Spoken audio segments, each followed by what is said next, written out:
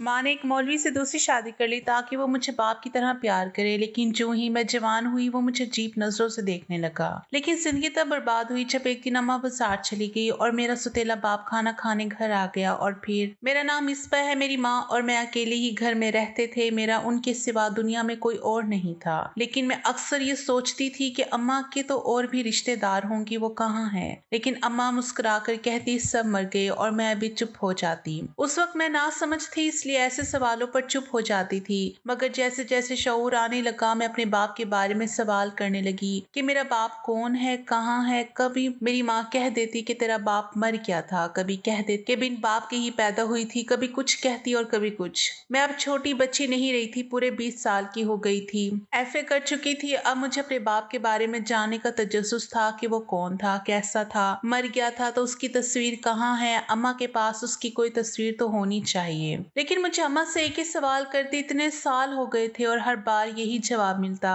कि मेरे पास बाप की कोई तस्वीर नहीं। मुझे याद है जिस दिन मैं अम्मा से अपने बाप के बारे में सवाल करती वो डिप्रेशन में चली जाती। उस दिन रात गए तक अम्मा का कलम डायरी पर चलता रहता था। वो अपने दिल की तमाम बातें डायरी पर लिखती थी। मेरी माँ को डायरी लिखने का बहुत शौक था और वो हर वक्त डायरी लिखती रहती थी। अपने दिन की रूटीन को डायरी में लिखना अम्मा को बेहद पसंद था। मैं अम्मा से पूछती तो अम्मा कहती मैं तो बचपन से ही डायरी लिख रही हूँ, मुझे स्कूल से ही डायरी लिखने की आदत है। मैंने भी अम्मी के देखा देखी बहुत बार कोशिश की कि मैं भी डायरी लिखने की आदत डालूं, मगर मैं सिर्फ 1 या 2 दिन ही लिख पाती और फिर बोर होकर छोड़ देती। डायरी लिखना बहुत मुश्किल काम था, कम से कम मैं पाबंदी से नहीं लिख सकती थी। मुझे तो अम्मा पर हैरत होती थी कि कैसे इतने सालों से वो लिखे जा रही हैं। अम्मा ने मुझे पढ़ने को कभी अपनी डायरी नहीं दी थी, वो हमेशा डायरी को अलमारी में ताला लगा कर रखती थी। मुझे बस अपने बाप के बारे में जानना था, ये वाहिद महरूमी थी जो मेरी जिंदगी में थी। वरना अम्मा ने कभी मुझे किसी चीज की कोई कमी महसूस होने नहीं दी थी। अपनी महदूद सी आमदनी के बावजूद मेरी हर ख्वाहिश को पूरी करती थी।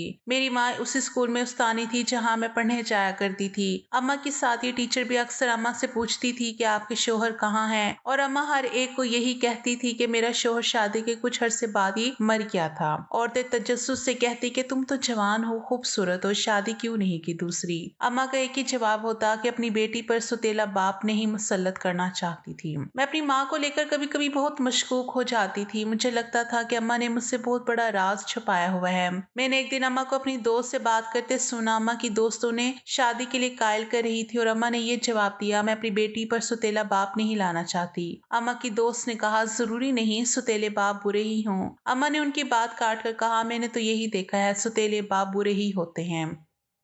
मेरे सुतेले बाप को भूल गई तुम। वो कैसा था, मौलवी था, दीन को कितना मानता था, मगर क्या किया उसने। अम्मा की दूसरी फिर चुप कर गई और मजीद कोई बात नहीं की। मगर मैं इतना सुनकर ही दंग रह गई थी। अम्मा का सुतेला बाप भी था और मुझे इल्म ही नहीं। मुझे तो अपने माँ के किसी भी रिश्ते के बारे में कोई इल्म नहीं था। अब जब सुतेले बाप के मुतालिक सुना तो मालूम हुआ। मैंने बहुत कोशिश की कि अम्मा की और उनकी दोस्त की मजीद बातें सुनूं, मगर फिर उन्होंने मौजू बदल दिया और कोई दूसरी बात शुरू कर दी। जब से मुझे पता चला था कि मेरी माँ का सुतेला बाप भी था, मेरा तजस्सुस अम्मा की जिंदगी के बारे में जानने के लिए बढ़ गया। मैंने एक बार अम्मा से पूछने की कोशिश की कि अम्मा मेरी कोई नानी भी है। मेरे सवाल पर अम्मा के चेहरे की रंगत बदल गई और अम्मा को बहुत गुस्सा आया। कहने लगी मेरी कोई माँ नहीं है, मर गई है मेरी माँ। आज के बाद मुझसे मेरी माँ के बारे में कोई सवाल ना करना। अम्मा के इस रवैये पर मैं तो हैरान रह गई। भला कोई अपनी माँ से इतनी नफरत भी कर सकता है जितनी मेरी माँ को नानी से थी। अम्मा ने तो मुझे कुछ बताना नहीं था। मैंने सोचा कि उनकी सहेली से ही पूछती हूँ। वो तो अम्मा की बचपन की दोस्त हैं, उन्हें तो अम्मा की मासी के बारे में सब कुछ इल्म होगा। मुझे अपने बाप के बारे में जानना था और ये सब अम्मा की सहेली रसिया को ही पता था। मुझे एफए के पेपर्स देने के बाद छुट्टियां थी और अम्मा स्कूल जाया करती थी। मैं घर में अकेली होती थी, इसलिए बेहतरीन मौका था कि मैं किसी दिन रसिया से जाकर मिलूं। मुझे उनके घर का एड्रेस मालूम था। अम्मा के घर उनसे पहले पहले मैं घर वापस आ सकती थी। अगले दिन अम्मा घर से चली गई तो मैं भी 2 घंटे बाद ताला लगाकर बाहर निकल आई। रिक्शे पर बैठकर मैं रसिया के घर पहुंची तो रसिया खाला मुझे देखकर बहुत हैरान थी। मैंने कहा खाला अम्मा को ना बताइएगा कि मैं यहाँ आई हूँ। मैं यहाँ आपसे अपनी अम्मा के बारे में पूछने आई हूँ। मुझे अम्मा के मासी के बारे में जानना है। खाला मेरा सवाल सुन के चौंक सी गई और गुमसुम हो गई। मैंने कहा, आप तो अम्मा की सहेली है ना, आपने तो अम्मा की शादी में शिरकत की होगी। आप प्लीज मुझे बताएं ना, मेरा बाप कौन था, क्या वो वाकई मर गया था? रजिया खाला ने मेरा हाथ पकड़कर कहा, मिसबा मैं तुम्हें कुछ नहीं बता सकती। तुम्हारी माँ ने मुझे कसम दी हुई है कि अगर तुम मुझसे कभी भी कुछ पूछो तो मैं कभी तुम्हें कुछ ना बताऊं। मैं मजबूर हूँ, मुझे माफ कर दो। मैंने अफसोस से सोचा कि आखिर उम्मीद भी गई। अब मुझे अम्मा की माँ और अपने बाप के बारे में कैसे पता चलेगा? रजिया खाला ने कहा, तुम्हारी माँ का मासी बहुत बुरा गुजरा है, उसने बहुत बुरा वक्त काटा है। बेहतर है तुम ये जानने की कोशिश ना करो। मैंने कहा, खाला आप मुझे बेशक ना बताएं, मैं फिर भी जान कर रहूंगी। मैं अपनी जात के ऊपर सवालिया निशान बर्दाश्त नहीं कर सकती। मैंने जाते जाते कहा, अम्मा को मेरे यहाँ आने का ना बताइएगा। आपको अम्मा की कसम मैं घर आ गई। मुझे उम्मीद थी कि अम्मा को मेरे आने का कुछ नहीं बताएंगी। अब मेरे पास वाहिद हल यही था कि अम्मा की डायरी किसी तरीके से हासिल करके उनकी जिंदगी के बारे में जाना जाए कि उनकी जिंदगी में उनके सुतेले बाप ने उनके साथ ऐसा क्या किया कि उनका पूरी दुनिया से इतबार ही उठ गया। खाला को जब मैंने कहा कि और कुछ नहीं तो मेरी अम्मा की दूसरी शादी ही आप करवा देती, तो उन्होंने बहुत दुखी होकर कहा कि जो कुछ तुम्हारी माँ अपने सुतेले बाप के हाथों भुगत चुकी है, वो नहीं चाहती थी कि तुम्हारे साथ भी वैसा हो। हालांकि इस बात ने मेरे तजस्सुस को और बढ़ा दिया था। मुझे अम्मा की अलमारी से डायरी निकालनी ही थी, लेकिन मसला ये था कि डायरी अलमारी में होती थी और अलमारी को ताला लगा होता था। चाबी भी अम्मा के पर्स में होती थी। मैंने कई तरकीबें सोची मगर मेरे जहन में कोई तरकीब ना आई। अम्मा अपनी डायरी के मामले में बहुत एहतियात करती थी। एक बार सोते हुए अम्मा की डायरी बेड से नीचे गिर गई। मैं उठाने गई तो अम्मा की आंख खुल गई और अम्मा को लगा मैं चोरी चोरी पढ़ रही हूँ। उन्होंने मुझे बहुत डांटा और कहा आज के बाद मैं उनकी डायरी को हाथ भी ना लगाऊं। मैं इस सोच में थी कि मेरी एक सहेली का फोन आ गया और वो मेरी बहुत अच्छी दोस्त थी और मैं उससे अपने दिल की हर बात कर लेती थी। रज़िया खाला के पास जाने का ख्याल भी उसी ने मेरे दिमाग में डाला था। मैंने फोन उठाकर पूछा कि कहो क्या बात है? कहने लगी, मिसबा मैंने अभी अभी तुम्हारी अम्मी को किसी मर्द के साथ देखा है। वो शायद कोई तुम्हारे रिश्तेदार होंगे, क्योंकि तुम्हारी अम्मी उससे काफी देर तक बातें करती रही थी। उसी वक्त अम्मा घर में दाखिल हुई तो मैंने जल्दी से फोन रखा। अम्मा की हालत बहुत खराब लग रही थी, वो घबराई हुई लग रही थी। मैंने पूछा, अम्मा क्या बात है, परेशान लग रही हो? अम्मा कहने लगी, कोई दरवाजा खटखटाए तो दरवाजा ना खोलना। ये कहकर जल्दी से कमरे में चली गई। मुझे अम्मा की तबीयत ठीक नहीं लग रही थी, ऐसे जैसे वो किसी से छुप रही थी। मुझे अपनी दोस्त की बात याद आई, यकीनन कोई रिश्तेदार मिल गया होगा और अम्मा नहीं चाहती होंगी कि वो घर तक आए। मैं सोचने लगी कि कौन मिला होगा। अम्मा को कहीं मेरा बाप तो नहीं मिला? मुझे हमेशा से लगता था कि मेरा बाप जिंदा है और अम्मा झट कहती कि वो मर गया है। मेरा दिल कह रहा था कि आज भी अम्मा की मुलाकात मेरे बाप से ही हुई होगी। अम्मा पूरी रात डिस्टर्ब रही थी। मैंने सुबह अपनी सहेली से बात की तो उसने कहा, मेरे पास एक आइडिया है। मेरा कज़न ताले और चाबियां बनाने का काम करता है, तुम उससे अपनी अम्मी की अलमारी की चाबी बनवा लेना और जब तुम्हारी अम्मी घर पर ना हो तो वो डायरी निकालना और पढ़ लेना। मुझे उसका प्लान पसंद आया। रात को अम्मा सो रही थी तो मैंने उसके पर्स से चाबी निकाल कर साबुन पर उसका सांचा बना लिया। अगले दिन अम्मा जॉब पर चली गई तो मैंने अपनी सहेली के घर चाबी का सांचा दे आई। 2 दिन के अंदर अंदर मुझे चाबी मिल गई। मैं बहुत खुश थी कि अब मुझे इन सारे राजों से पर्दा हटाने का मौका मिल जाएगा जिनको अम्मा अब तक छुपाती आई हैं। मैंने सोचा कि जब अम्मा काम पर चली जाएगी तब डायरी निकाल कर पढ़ूंगी। मैंने अम्मा के जाते ही अलमारी खोली तो वहाँ कई डायरियां पड़ी हुई थी। मैंने शुरू वाली डायरी जो अम्मा की जिंदगी की पहली डायरी थी वो निकाली और वहीं बैठकर पढ़नी शुरू कर दी। माँ कितना एहसास भरा रिश्ता है ना। माँ से बढ़कर भला दुनिया में कौन प्यार कर सकता है, और बाप का तो कोई नेमल बदल ही हो ही नहीं सकता। मुझे इस दुनिया में सबसे ज्यादा प्यार अपने माँ बाप से था। वो मेरे लिए पूरी दुनिया थे, खासकर मेरे बाबा तो मुझे अपनी जान कहते थे। मैं अपने वालिदैन की इकलौती औलाद थी और बेहद लाडली भी। मेरे दादा दादी और चचा चची भी मुझे प्यार करते थे। सब मुझे हथेली का छाला बनाए रखते थे। मैं ननिहाल आती तो वहां भी मुझे सब सर आंखों पर बिठाते थे। मुझे लगता था मैं बहुत खुशकिस्मत हूँ कि जिसको इतनी ज्यादा मोहब्बतें मिली। मेरे बाबा का अपना बहुत अच्छा कारोबार था जो बहुत अच्छा चल रहा था। हर साल वो मुझे सैर के लिए किसी दूसरे शहर ले जाते थे। मेरी जिंदगी बिल्कुल शहजादियों की तरह गुजर रही थी। अम्मा के आने तक मैं पढ़ती रही थी। अगले वाले सफ़ात पर अम्मा ने अपने बाप के साथ अपने गुजरे हुए अयाम की हसीन यादों की तफसील बयान की थी। हर सफ़े पर माँ और बाप और उनकी मोहब्बत। मैं पढ़ पढ़ के हैरान होती रही कि मेरी माँ के पास इतने रिश्ते थे और अब वो अकेली है क्यों। अम्मा ने मुझे अपने तरह प्यार करने वाले से क्यों दूर रखा हुआ है, इन सब सवालों के जवाब मुझे आगे मिलते। अभी तो अम्मा की इब्तदाई जिंदगी ही में पढ़ रही थी और यही तासुर मिल रहा था कि अम्मा से सभी बहुत प्यार करते हैं और उनके आगे पीछे फिरते हैं। पढ़ते पढ़ते अंदाजा ना हुआ और अम्मा के स्कूल से आने का वक्त हो गया। मैंने जल्दी से डायरी अलमारी में छुपाई और वैसे ही ताला लगाकर खाना बनाने में लग गई। अम्मा स्कूल से तो काफी थकी हुई लग रही थी। मैं उन्हें खाने के बाद चाय देने गई तो वो फोन पर रसिया खाला से बात कर रही थी और कह रही थी वो मुझे अम्मा का बुलावा देने आया था। कह रहा था कि तुम्हारी माँ तुम्हें बहुत याद करती है, एक बार चल कर देख लो। मुझे अम्मा की बातों से अंदाजा हुआ कि अम्मा का भाई आया था, लेकिन मैंने जहां तक पढ़ा था वहां तक तो अम्मा का कोई भाई नहीं था। वो 17 साल की हो चुकी थी, फिर ये भाई का क्या चक्कर था। मैं वहीं से सोचते हुए पलट आई। रसिया खाला और अम्मा की मजीद क्या बात हुई मैं जान न सकी। अब मुझे बेचैनी लगने लगी। अगले दिन का इंतजार था कि अम्मा कब घर से निकले और मैं पढ़ना शुरू करूं। जैसे ही अम्मा गई मैंने डायरी पढ़ना शुरू कर दी। जिंदगी बहुत अच्छी गुजर रही थी। मुझे लगता था कि हमेशा यही हालात रहेंगे, एक प्यार करने वाला बाप और बेइंतहा लाड से पालने वाली माँ और बेशुमार रिश्ते यूं ही साथ निभाते रहेंगे। मगर मेरी भूल थी, मेरी किस्मत ने ऐसा पलटा खाया कि मुझे हैरान होने का भी मौका ना मिला। मेरा बाप एक दिन सुबह घर से निकला तो वापस ना आया। बाबा का एक्सीडेंट हो गया था और वो मौके पर ही दम तोड़ गए। मेरी तो दुनिया अंधेर हो गई। चचा ने बाबा के बिजनेस पर कब्जा कर लिया और हमें घर से निकाल दिया। मेरे दादा दादी ने भी कोई कुछ ना कहा। अगर मेरी जगह उनका कोई पोता होता तब शायद वो कोई स्टैंड लेते, मगर मैं तो लड़की थी, पराया धन, शायद इसलिए उन्होंने हमें जाने दिया। अम्मा अपने मायके वापस आ गई। मुझे तवक्को थी कि सब कुछ पहले की तरह होगा, मेरे नाज नखरे उठाए जाएंगे, मगर ऐसा कुछ ना हुआ।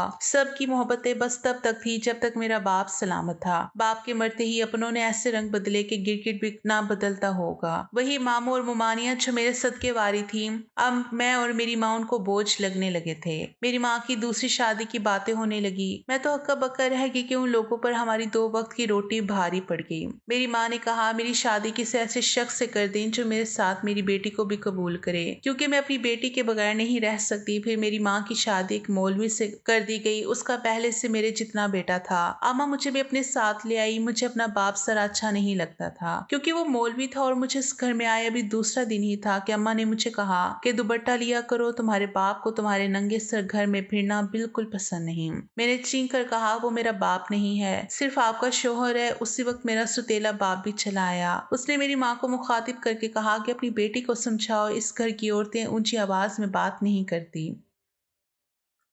इसकी आवाज बाहर ना जाए। मुझे अपने सुतेले बाप से चिढ़ होने लगी। मुझे उसकी मौजूदगी से उलझन होने लगी। उसकी अजीब सी नजरें थी। मुझे वो अपने बाप के रूप में बिल्कुल पसंद नहीं था, मगर मैं अपनी माँ की खातिर इस घर में गुजारा करने पर मजबूर थी। मेरी कोशिश होती थी कि मैं इसके सामने कम से कम जाऊं, और वो था कि बहाने बहाने से मुझे बुलाता। यही नहीं, सारे घर के काम मुझसे करवाता। अम्मा उसके कपड़े इस्त्री करने लगती तो कहता कि जाओ अपनी बेटी को कहो वो मेरे कपड़े इस्त्री करे। उसके लिए खाना बनाने से लेकर उसको देने तक सब मेरी जिम्मेदारी बन गई थी।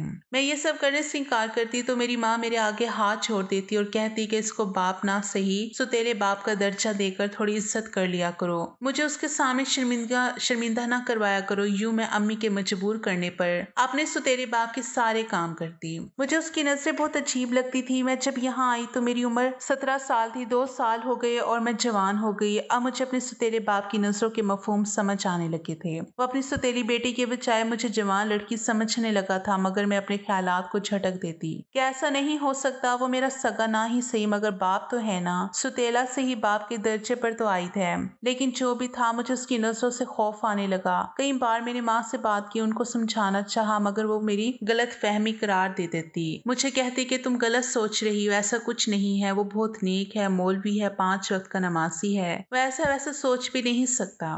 मैं अम्मा की बातें सुनकर चुप हो जाती और सोचती कि वो मेरी माँ नहीं अपने शोहर की बीवी भी है। मुझसे ज्यादा वो अपने शोहर की परवाह करेगी, इसी की हिमायत करेगी। मेरा सुतेला भाई अपनी पढ़ाई के सिलसिले में दूसरे शहर हॉस्टल में रहने लगा था। अम्मा ने मुझे भी कॉलेज दाखिला ले दिया। मुझे मेरा सुतेला बाप ही छोड़ने जाता था और लेने भी वही आता था, लेकिन मैं क्या जानती थी कि मेरे साथ एक दिन ऐसा हो जाएगा कि मेरी जिंदगी में एक नया मोड़ ही आ जाएगा। अम्मा के आने का वक्त हो गया था। मैंने डायरी रखी और खाना बनाने लगी। मैं सोचने लगी कि मेरी मेरी माँ का सौतेला बाप किस कदर बुरा आदमी था। मेरी माँ बेचारी ने किस कदर वक्त काटा होगा। शायद अम्मा के सौतेले बाप ने उन पर बहुत जुल्म किए होंगे, इसलिए उनका दिल नहीं चाहता होगा कि वो दूसरी शादी करें ताकि मुझे सौतेले बाप का सामना ना करना पड़े। मैं 20 की थी और मेरी अम्मा की उम्र 35 साल थी। अपनी उम्र से फिर भी अम्मा 5 साल छोटी ही लगती थी। अभी वो एक तरह से जवान थी, लेकिन मैंने जब से आंखें खोली थी मैंने उसे तन्हा ही देखा था। ऐसा नहीं होना चाहिए था। मेरी माँ का भी हक खुशियों पर था। मैं यही सब सोच रही थी जब अम्मा घर चली आई। वो शायद जल्दी में थी। कहने लगी, मैं रजिया के साथ एक जरूरी काम से कहीं जा रही, तुम दरवाजा अच्छे से बंद कर लो। मुझे मालूम था कि अम्मा कहाँ जा रही होंगी। वो यकीनन अपनी माँ से मिलने जा रही थी। मेरी माँ ऊपर ऊपर से कितनी ही सख्त मिजाज क्यों ना बने,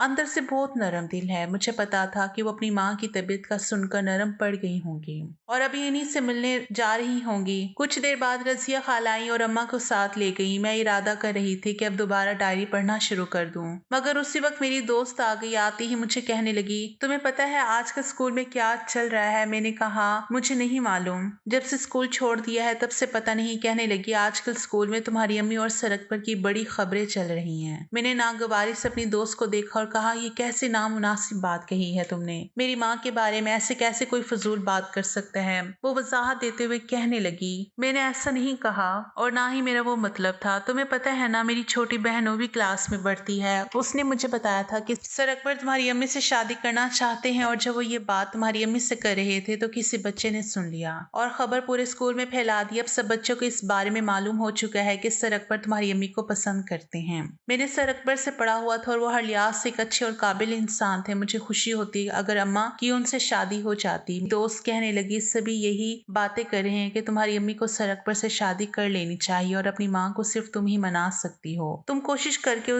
इस पर राजी करो, 2-4 सालों में तुम्हारी शादी हो जाएगी, फिर तुम्हारी अम्मी की जिंदगी कैसे कटेगी? पहले तो मैंने सीरियस नहीं लिया था, मगर अभी मेरी दोस्त ने जो कुछ कहा था वो मेरे दिल पर असरअंदाज हुआ था और मैंने वादा किया कि अम्मा को मनाऊंगी। शाम में अम्मा आई थी, मैंने खाना दिया और कहा, अम्मा सड़क पर से शादी कर लो। मेरे मुंह से अचानक ये बात सुनकर नवाला अम्मा के हलक में अटक गया। मैंने बगैर कोई तहमीद बांधे जिस तरह सीधी सीधी बात की थी वो अम्मा के लिए यकीनन हैरान कौन थी। मैंने कोई और बात किए बगैर बर्तन उठाया और मैं चली आई। मुझे अब अम्मा को आहिस्ता आहिस्ता मनाना था और मुझे उम्मीद थी कि कुछ दिनों तक मैं अम्मा को मना लूंगी। मुझे सुबह का बेचैनी से इंतजार था कि कब अम्मा अपने काम पर जाएं और मैं डायरी निकाल कर पढ़ना शुरू करूं। मुझे तजस्सुस खाया जा रहा था कि जाने अम्मा की जिंदगी ने ऐसा क्या मोड़ लिया होगा। सुबह मैंने जल्दी जल्दी अम्मा के लिए नाश्ता बनाया और अम्मा को मुस्कुराते हुए रवाना किया। अम्मा के चाहते ही मैं भागते अम्मा के कमरे में आई और ताला खोलकर डायरी निकाल कर पढ़ना शुरू की। इन्हीं दिनों मोहल्ले का एक लड़का कासिम मेरे पीछे पड़ गया। वो मुझे बार बार इशारे करता और बताता कि वो मुझे पसंद करता है, मगर मैंने कभी उसकी हौसला अफजाई नहीं की थी और हमेशा उसको नजरअंदाज किया था। मगर जाने ये बात सौतेले अब्बा के कानों तक कैसे पहुंची। उन्होंने अम्मा से जाने किस अंदाज में बात की कि अम्मा ने कह दिया कि अब मैं कॉलेज नहीं जाया करूंगी। अम्मा ने मेरी कोई बात सुने बगैर सुना दिया था। उन्हें मुझसे पूछना चाहिए था, मेरी बात समझनी चाहिए थी, मगर उन्होंने तो सिर्फ अपने शोहर की बात का भरोसा किया। मैंने तो बहुत मिन्नतों मुरादों से मजीद एक माह कॉलेज जाने का वक्त ले लिया। मैं चाहती थी कि मेरे पेपर्स हो जाएं। इन्हीं दिनों मुझे कॉलेज जाना ही पड़ता था क्योंकि अम्मा घर में मसरूफ होती थी और अम्मा का शोहर मस्जिद में। वो लड़का कासिम जो मुझे पसंद करने का दावा करता था, उसके बाप के मोहल्ले में खाने पीने की दुकान थी, इसलिए अपनी दुकान के बहाने सारा दिन गली में ही मौजूद रहता। मुझे वो पसंद नहीं था, ना ही मैंने उसे कभी नजर भर के देखा था। मैं उसके फेंके गए रुकू को कभी ना पढ़ती और ना ही उसे कोई मुस्बत जवाब देती। मेरे पेपर्स नज़दीक आ गए। आखिरी पेपर वाले दिन उसे जाने कैसे मेरे सेंटर का पता चल गया। वो मेरे सेंटर के बाहर आकर खड़ा हो गया और मेरे आगे फूलों का गुलदस्ता करके कहने लगा कि मुझसे शादी करना चाहता था। उसी वक्त अम्मा और सुतेले बाप दोनों ने देख लिया। वो किसी रिश्तेदार के घर से वापस आ रहे थे और सोचा मुझे भी साथ लेते हुए जाएं। अब जो उन्होंने कासिम के साथ मुझे देखा तो बगैर कुछ पूछे खुद ही समझ लिया कि शायद मैं भी उसके चक्रों में पड़ गई हूँ।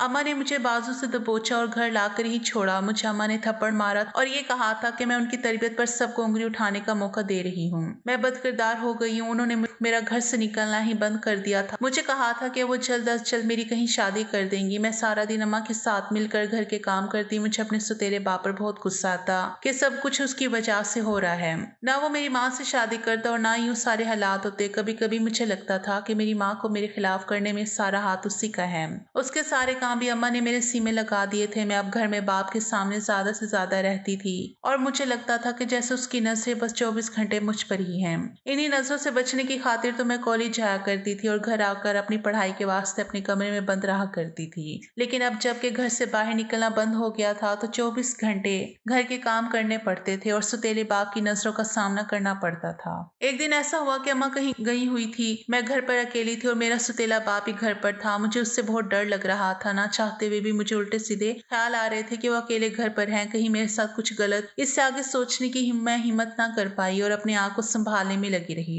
इतने में मेरे कमरे के दरवाजे पर दस्तक हुई। मैंने कुंडी अंदर से लगाई हुई थी ताकि कोई मेरे कमरे में ना आ जाए। मुसलसल दस्तक से मैं बहुत घबरा गई। इससे पहले कि मैं सोचती या करती अम्मा की आवाज सुनाई दी। मेरी जान में जान आई और मैंने भागकर दरवाजा खोला और अम्मा से लिपट गई। अम्मा बहुत हैरान हुई कि मैं क्यों इस तरह का रवैया रख रही हूँ, किससे डर रही थी, मगर उन्हें मैं क्या बताती कि मैं आपके शोहर से तो डर रही हूँ। मगर मैं अम्मा को ऐसा कुछ ना कह सकी क्योंकि कोई फायदा नहीं था। अम्मा ने कौन सा यकीन कर लेना था। मैं बस इतना ही कह सकी, मुझे अकेला छोड़कर ना जाया करें। अम्मी ने प्यार से मेरा सर सहलाया। मुझे बरसों बाद अपनी पुरानी माँ नजर आई जो मेरा सर इस तरह सहलाकर तसल्ली दिया करती थी। अम्मा ने मेरे रिश्ते देखने शुरू कर दिए और मैंने भी रजामंदी दे दी क्योंकि मैं अब इस कैद खाने से जान छुड़ाना चाहती थी। शादी के बहाने में यहाँ से निकल जाती और अपनी एक नई जिंदगी का आगाज करती जहाँ ये सारे मसले मसाइल ना होते।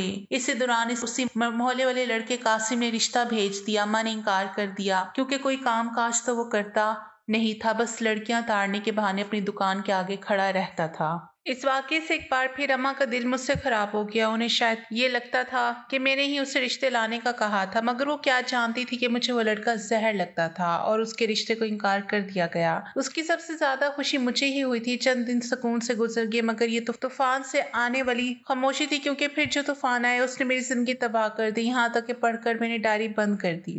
अभी तक मैंने अम्मी के बारे में जितना पढ़ा था मुझे अम्मी से बहुत हमदर्दी हो रही थी। इस तरह घुट घुट कर जीना और वो भी ऐसे हाल में जब आपकी माँ भी आप पर इतवार ना करे बहुत अजियतनाक होता है। मेरी माँ बेचारी बड़ी मुश्किल जिंदगी गुजार रही थी। अभी तक तो अम्मा की शादी का जिक्र नहीं था। मुझे ये खुशी हो रही थी कि जैसे जैसे मैं आगे पढ़ लूंगी तो मुझे अपने बाप के बारे में भी मालूम हो जाएगा। यही कि मेरा बाप कौन है, इस सवाल से मेरे सीने में क्लैश से चुभती थी और इस पर अम्मा का गोलमोल जवाब तो हमेशा ही मुझे उलझन और शक में डाल देता था। ये डायरी तो खत्म हो गई थी और अब दूसरी डायरी से मुझे पढ़ना था कि आगे क्या हुआ होगा। ऐसा क्या हुआ था जो अम्मा ने लिखा था कि मेरी जिंदगी खराब हो गई, लेकिन आज भी बस इतना ही पढ़ा गया। मैंने डायरी रखी और अम्मा के आने के बाद मैंने उनसे कहा कि कल मुझे और मेरी दोस्त को कॉलेज में दाखिले के लिए जाना है। अम्मा ने मुझे कुछ पैसे दे दिए और कहा कि लोकल गाड़ियों के धक्के ना खाती रहना और कोई रिक्शा करवा लेना। कुछ दिन पहले एफए का रिजल्ट आ गया था और मेरे बहुत अच्छे ग्रेड आए थे जिससे अम्मा बहुत खुश हुई थी। अब आगे मेरे इसी कॉलेज में जाने का इरादा था जहाँ मेरी दोस्त आलिया होती। अगले दिन मैं और आलिया ने एक रिक्शा करवाया और मुख्तलिफ कॉलेज का पता करने लगे। हमें बहुत देर हो गई थी। हम 10 बजे निकले थे और अब 2 बज रहे थे। वैसे तो मैंने अम्मा को भी बोल दिया था कि मैं लेट जाऊंगी, मगर फिर भी देर तो हो रही थी ना। वापसी के रास्ते अचानक आलिया कहने लगी क्यों ना आज हम थोड़ा लेट घर जाएं। मैंने पूछा कि क्यों, कहीं और जाना है क्या? कहने लगी आज दूसरे इलाके में चलते हैं, वहाँ का एक रेस्टोरेंट बहुत मशहूर है, हम वहाँ का खाना ट्राई करते हैं। मैंने कहा चलो ठीक है, जैसे तुम कहो। मुझे अम्मा की तरफ से ऐसी कोई पाबंदी नहीं थी कि मैं दोस्तों के साथ घूम फिर नहीं सकती। हम दोस्तें जब इकट्ठी होकर अक्सर घूमने फिरने जाया करती थी, इसलिए अभी भी हमने रिक्शे वाले को एड्रेस बताकर वहाँ जाने का कहा। अभी हम थोड़ी दूर ही गए थे कि मैंने अम्मा को एक रिक्शे में बैठे देखा। वो हमसे थोड़ा आगे थी। मैं हैरान हुई, अम्मा यहाँ क्या कर रही हैं? अम्मा को तो आज स्कूल से भी जल्दी छुट्टी हो गई। मेरे मुताबिक तो इस वक्त अम्मा को घर पर होना चाहिए था। मैंने रिक्शे वाले अंकल को कहा अंकल ये जो रिक्शा सामने जा रहा है इसके पीछे रिक्शा लगा दें। मैंने आलिया को बताया कि इस रिक्शे में अम्मा जा रही हैं और मैं देखना चाहती हूँ कि मेरी अम्मा के घर वाले कहाँ रहते हैं। मेरी दोस्त ने कहा तुम्हें यकीन है कि तुम्हारी अम्मा वहीं जा रही हैं? मैंने कहा हाँ, ये अपनी माँ से मिलने जा रही हैं। मुझे मालूम है। आधे घंटे के बाद रिक्शा एक पुराने से मोहल्ले के एक पुराने से घर के सामने जाकर रुका। मेरी माँ इस घर के अंदर चली गई थी और काफी देर अंदर ही रही। आधे घंटे के बाद वो वापस रिक्शे में बैठकर वापस चली गई। मैंने आलिया से कहा आओ हम अंदर चलें, मुझे अपनी नानी को देखना है। मैं और आलिया उस घर के खुले दरवाजे से अंदर चली गई तो सामने ही एक अधीर उम्र औरत चारपाई पर लेटी हुई थी। मैंने कहा अम्मा जी हमें प्यास लगी हुई है, पानी पीने आए हैं। उसी पल एक अधीर उम्र सफेद दाढ़ी वाला आदमी अंदर दाखिल हुआ। अगरचे मैंने कभी नहीं देखा था, मगर हुलिये से अंदाजा हो गया कि वो मेरी माँ के सुतेले बाप होंगे जिनसे मेरी माँ सामना नहीं करना चाहती थी। उसके सामने मैं कैसे ठहर सकती थी, इसलिए फौरन आलिया का हाथ पकड़कर घर से बाहर बाहर आ गई। वो हैरान होकर कहने लगी, पानी तो पीने देती, और अभी तो तुम्हें अपनी नानी से बातें भी तो करनी थी। मैं उससे क्या बताती कि नानी के शौहर से खौफ खाकर निकली हूँ। जितना अब तक उस शख्स के बारे में पढ़ चुकी थी, जरा भी अच्छा तासर नहीं मिला था, इसलिए मैंने वहां मुनासिब ना समझा। मैंने बहाना बनाया, घर चलते हैं, हमें अम्मा से पहले पहुंचना होगा। रिक्शे वाले को तेज रिक्शा चलाने का कहा और अम्मा के आने से पहले मैं घर में मौजूद थी। मैंने पूछा, अम्मा कहाँ गई थी आप जो इतना लेट हो गई? अम्मा नजरें चुराते हुए बोली, अपनी दोस्त के घर गई थी। मैंने कहा जाना है? मैंने कहा, अम्मा मैं सर को आपकी तरफ से हाँ कह दूं? मेरे सवाल पर अम्मा ने खा जाने वाली नजरों से मुझे देखा और कहा, मैं अभी शादी करने के मूड में हरगिज नहीं हूँ, कोई और बात करो। मैंने और बहुत सी बातें करनी थी, मगर मैं चाहती थी कि मैं पहले दूसरी डायरी पढ़ लूं जिसमें आगे के हालात लिखे हों। सुबह अम्मा को बुखार हो गया और उन्हें स्कूल से छुट्टी कर ली। उस दिन मुझे डायरी निकालने का वक्त ही ना मिला। अगले दिन अम्मा की तबीयत कुछ ठीक थी। मैंने अम्मा को कहा बेकी स्कूल ना जाए, मगर वो मजीद छुट्टियां नहीं करना चाहती थी। अम्मा के जाने के बाद घर के कामकाज के बाद मैं डायरी निकाल कर बैठ गई और पढ़ने शुरू की। अम्मा ने लिखा था, मैंने हालात के साथ समझौता कर लिया और किसी अच्छे रिश्ते की तलाश में रहने लगी। लेकिन मैं क्या जानती थी कि मेरे नसीबों में क्या लिखा है। उस दिन हुआ कुछ यूं कि मेरी माँ को पड़ोस में कुछ काम था, तो वो वहां मुझे कह गई कि मैं वहां जा रही हूँ, घंटे 2 घंटे लगेंगे, तुम दरवाजा अच्छे से बंद कर लो। घर पर कोई नहीं था, इसलिए मैं मुतमईन थी, लेकिन ये इत्मीनान सिर्फ चंद ही लम्हों का था। अम्मा के जाने के थोड़ी देर बाद ही सुतेला बाप घर आ गया। वो खाना खाने आया था। मुझसे कहने लगा कि मुझे खाना लाकर दे दो। मैंने उससे बताया कि खाना तो अभी नहीं पका, तो वो कहने लगा, अच्छा चलो मैं पास वाली दुकान से कुछ ले आता हूँ। थोड़ी देर बाद वो आया तो उसके हाथ में नान और कबाब थे।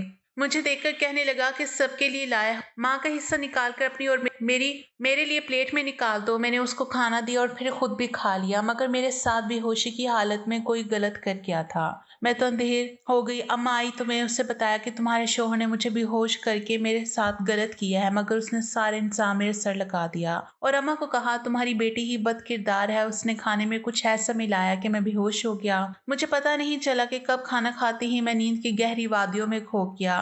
तुम्हारे सामने की बात है, तुमने खुद आकर मुझे जगाया था ना। मुझे उम्मीद थी कि उस वक्त अम्मा अपने शौहर के बजाय अपनी बेटी का साथ देंगी जो लुट गई थी, लेकिन अम्मा ने कहा कि वो अपने शौहर पर शक करने का सोच भी नहीं सकती। उनके नजदीक तो किसी और ने मेरे साथ बुरा किया होगा, या मैंने खुद किसी को घर बुलाया होगा। मैं अम्मा को ये यकीन दिला दिलाकर थक गई कि मैं मुजरिम नहीं हूँ। गलत तो मेरे साथ हुआ है। इस माहौल में एक बार फिर कासिम का रिश्ता आया और मेरी माँ ने कबूल करके मेरी शादी उससे करवा दी।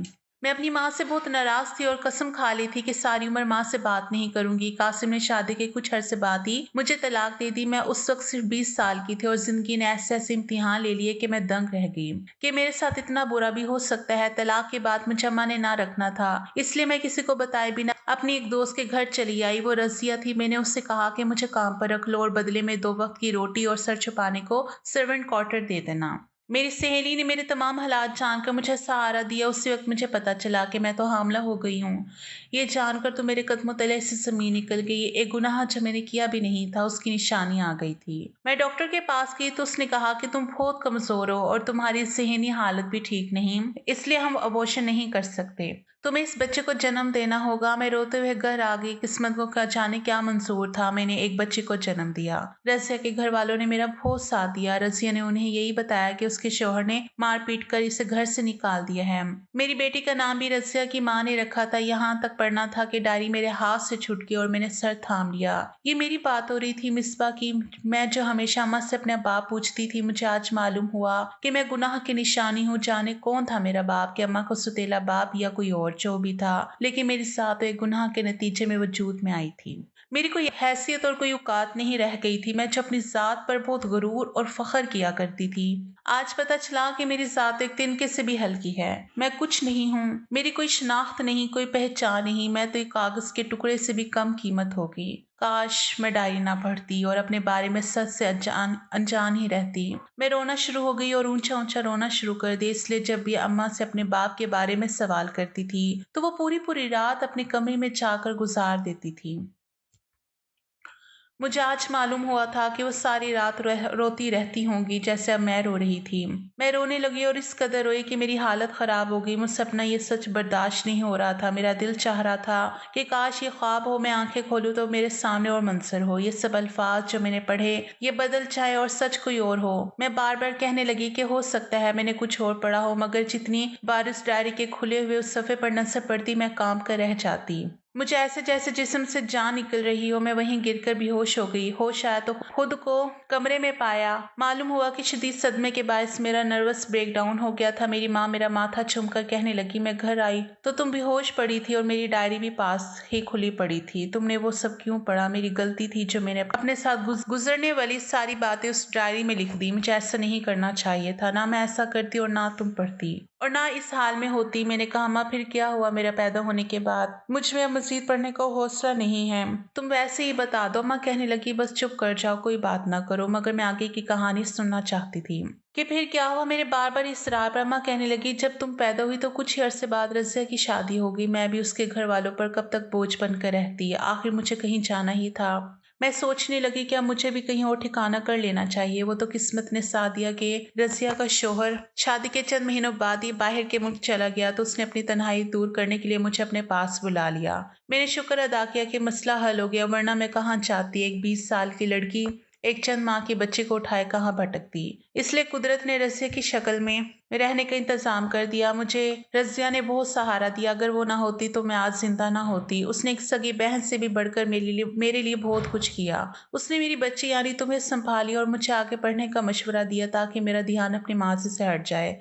मैंने बीए किया और फिर एमए किया ताकि मैं खुद अपने पैरों पर खड़ी हो सकूं, तुम्हें पाल सकूं। फिर मैं तुम्हें लेकर अलग हो गई क्योंकि मैं तुम्हें अपने बलबूते पर जवान करना चाहती थी। मैंने अम्मा से पूछा कि फिर कभी अब आप नानी से नहीं मिली? अम्मा ने नाम इस सर हिलाते हुए कहने लगी, नहीं, मुझे अपनी माँ से बहुत शिकवा था। गिले थे कि उसने मेरी बात पर इतबार नहीं किया और तुम किसी गुनाह का नतीजा नहीं हो। तुम मेरी शादी के बाद पैदा हुई थी। तुम कासिम की औलाद हो। उस वक्त मुझे जो समझ में आया वो मैंने अपनी डायरी में लिख दिया। लेकिन तुम आगे पढ़ती तो तुम्हें मालूम हो जाता कि आगे क्या हुआ था। जब तुम 12 साल की थी तो कासिम मुझे ढूंढता हुआ आया। उसे कोई खतरनाक किस्म की बीमारी हो गई थी और वो मुझसे माफी मांगने आया था।